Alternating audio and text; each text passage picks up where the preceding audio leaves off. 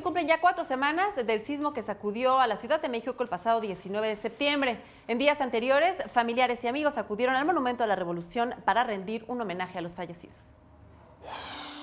El monumento se iluminó más de lo normal y fue testigo de la Noche de Velas, un homenaje a las personas fallecidas de los terremotos del mes de septiembre.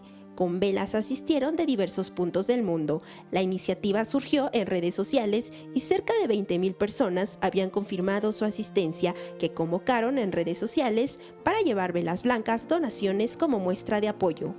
Somos colombianos, pero ya somos 50% mexicanos, 50% colombianos, porque vivimos aquí en México hace 11 años ya. Y siendo honesto, México nos ha dado más que lo que nos ha dado nuestro propio país. Entonces, reímos y nos alegramos con la alegría de México y sufrimos con lo que le pasa, las cosas malas que le pasan a México. Y pues tristemente ocurrió este sismo que pues tiene de luto a muchas familias del país, que en realidad tiene de luto al país entero.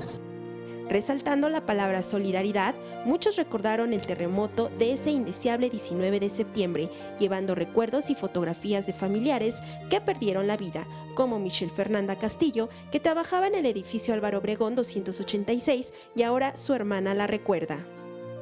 No hay palabras para una pérdida, ¿no? Es indescriptible lo que te pudiera yo decir, se queda corto.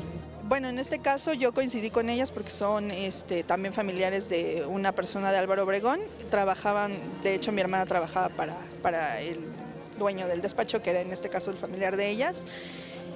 Y pues así es como ahorita fue coincidencia y bueno, pues así la encontré. Niños, adolescentes, mascotas, turistas, música y todos los que formaban esa noche de velas hicieron renacer a México. Con imágenes de Liber Rodríguez, María José Valencia, 21 Noticias.